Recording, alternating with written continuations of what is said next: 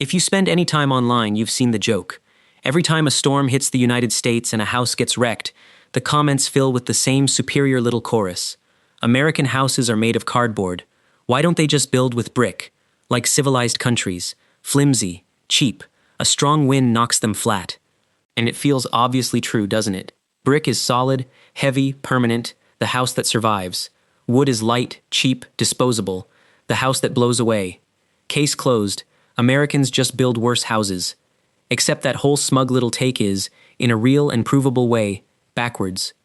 And before anyone assumes this is a video dunking on brick, it isn't. Brick is genuinely brilliant. In a moment, I'm going to make the case for it better than the people in those comments do. But here's the twist they've never had to think about. Across huge stretches of the United States, building with wood instead of brick isn't a failure and isn't cheapness. It's the smarter, safer choice, chosen on purpose and written into the building code. Because in the one disaster where you'd most want your house to be strong, the flimsy wooden house is the one that keeps you alive, and the beautiful solid brick house can collapse and bury you. The word doing all the damage in that comment section is strong, because the real question was never is brick strong, it's strong against what? This is the story of why American houses are really made of wood. Part of the answer is exactly as boring as you'd guess. Yes, cost. Yes, timber. But the part that matters is the one nobody making the joke understands. What actually happens to a wooden house versus a brick house when the ground itself starts to move. Because that difference has nothing to do with money. It decides who walks out of the building alive. And it starts, fairly, with brick. Because for most of human history, in most of the world, brick genuinely was the better house. The instinct that brick is better isn't dumb. For everyday life, brick and stone are superb, solid, quiet, fireproof. They shrug off wind and rain, need almost no maintenance, and a well-built brick house can stand for centuries, which is exactly why so much of Europe still lives comfortably in brick and stone homes older than the United States itself. On stable ground, in a stable climate, brick is a fantastic way to build. Europe's love of it makes complete sense. For Europe. So the mistake was never loving brick. The mistake is assuming brick is universally the stronger house. Because strength depends entirely on that question we just asked. Strong against what? And there's one force that treats brick and wood in exactly opposite ways. A force most of Europe almost never has to design for. A force a giant slice of the United States absolutely does. That force is an earthquake. And to see why it flips everything, picture what a quake actually does to a building. It doesn't push down, it shakes sideways, throwing the ground and everything on it back and forth, hard and fast. Now watch each house answer that.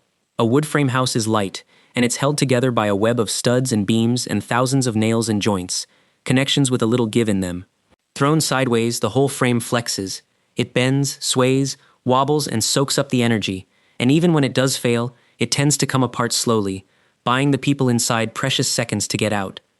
Wood, the supposedly weak material, is what engineers call ductile. It bends instead of breaking. A brick wall does the opposite of every one of those things, and this is the whole ballgame. A wall of unreinforced masonry, brick or stone bound with mortar, is heavy, rigid, and brittle. It cannot flex. The mortar holding thousands of bricks together simply can't resist that violent sideways force, so the wall doesn't sway. It cracks, and it shears. And the heavier the wall, the harder the quake yanks on it. Then comes the killing blow. The floors and roof pull away from the walls topple outward, and the structure pancakes straight down. Tons of brick and stone dropping onto whatever, and whoever, is inside. The solid house doesn't shelter you. It buries you. And this isn't a theory. It's one of the most consistent, lethal patterns in the entire study of natural disasters. Engineers say it flatly. Unreinforced masonry is the single building type most likely to collapse and kill in an earthquake.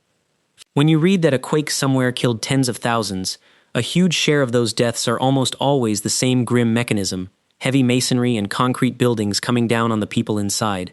A 2005 earthquake in the Kashmir region killed more than 70,000 people, largely by flattening stone and brick homes on top of families. Again and again, across the deadliest earthquakes on record, it's the solid, rigid buildings that become tombs. Which is exactly why the American West Coast builds the way it does. California and the Pacific Northwest, some of the most earthquake-prone ground on the planet, don't frame their homes in wood because they're too cheap or lazy for brick. They build wood because they ran the experiment the hard way, watched masonry kill people, and then wrote it into law. Out there, old unreinforced brick buildings are now flagged as hazards, to be retrofitted or torn down. The flimsy wooden house isn't a compromise anyone settled for. It's the house engineered to still be standing when the earth tries to shake it flat. And earthquakes are just the sharpest example.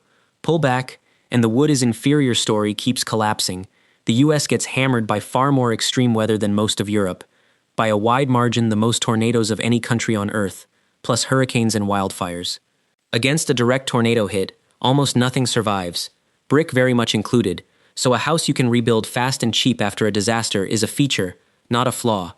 Wood frame is also quicker to build, easier to insulate, simpler to wire, plumb, and renovate. The frame of an entire house can go up in about a week. None of that is settling for less.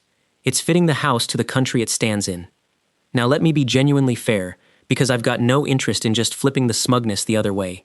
Some of the criticism lands. Wood is partly about cost, cheaper, faster, often thrown up in bulk by developers. And yes, plenty of American houses truly are cheaply built, thin-walled and under-insulated. That complaint isn't invented. A wood house won't casually last 150 years the way a stone farmhouse can, and it asks for more upkeep. Brick's advantages are real: better soundproofing, better in a fire, that century-plus lifespan. If you live on ground that never shakes, in a culture where a home is handed down for generations, brick is a beautiful and rational choice. Europe isn't wrong to build with it. The point was never wood good, brick bad. It's that there is no universal best house, only the best house for the ground it stands on and the disasters that ground produces. So the next time that comment scrolls past, the one calling American houses flimsy cardboard next to good honest European brick, you'll know the truth is nearly the opposite of the punchline. That wooden house isn't proof someone couldn't afford better. It's a house built, on purpose, to bend instead of break, in a land where the ground shakes and the sky throws tornadoes. Both houses are exactly right, for the world each was built in. But if the two ever stood side by side when a real earthquake hit, only one of them would still be standing when the shaking stopped, with everyone inside it alive, and it would not be the beautiful one made of brick.